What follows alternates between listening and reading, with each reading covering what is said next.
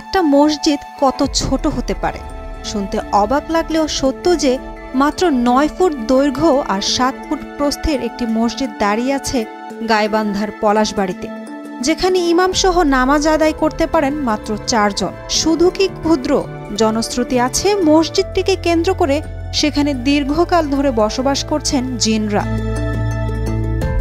এলাকার প্রবীণতম মানুষটিও বলতে পারছেন না মসজিদটির বয়স, তবে যুক্তিবাদী ও ইতিহাস সচেতন অনেকে দাবি করেন অন্তত ৫০০ বছরের পুরনো এই মসজিদ। আশেপাশের বিভিন্ন এলাকা থেকে মানুষ নামাজ পড়তে আসেন, মানত করেন ধর্মীয় বিধান মেনে।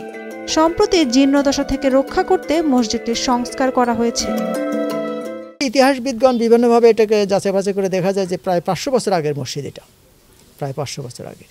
তো ভিতরে এখানে সামনে ইমাম সাহেব মেম্বার আছে খুতবা দেবার, আর পিছনে ৩ জন মুসল্লি দাঁড়াইতে পারত। সামনে ইমাম, পিছনে ৩ জন মুসল্লি, এই ভিতরে এই অবস্থা। তো আমরা অবশ্যই যে কালার কিছু কাজ করলাম সামনে, আর ভিতরে আরেকটু কাজ আছে, টাইলসটা লাগাবো আর কার্পেটিং করে ওখানে নামাজের ব্যবস্থা। অনেকে আসে এখানে নামাজ পড়তে চায়, টাকা পয়সা দিতে চায়, তো সেই সিচুয়েশনটা আমরা সামনে তৈরি করার জন্য করতেছি। স্থান সংকুলন না হওয়ায় পাশে আরেকটি সদৃশ মসজিদ গড়ে তোলা হয়েছে। তারপরও এখানে নামাজিরা আসেন, মানত করেন, দোয়া চান। স্থানীয়রা মসজিদটিকে মোগল আমলে বাংলার সুবেদার সুজাউদ্দৌলা মসজিদ নামেও আখ্যায়িত করেন। তবে স্থানীয়দের অভিযোগ, একসময় প্রশাসনে গুরুত্বপূর্ণ স্থাপত্যটিকে বাঁচানোর চেষ্টা করলেও এখন আর ততটা মনোযোগী নন। বাংলাদেশের এটা একটা ক্ষুদ্রতম মসজিদ। এই মসজিদটা বহুত আগেকার। আমার বাপদাদারাও এই মসজিদের কথা বলতে পারেন না। পলাশবাড়ি নুনিয়াগাড়ি বাংলাদেশের ক্ষুদ্রতম মসজিদ। এই মসজিদটার উপরে 4টে গুম্বজ আছে আর একটা মিনার আছে। মসজিদটা সরকার একটু লক্ষ্য করলে মসজিদটা আরো একটু উন্নতি হবে।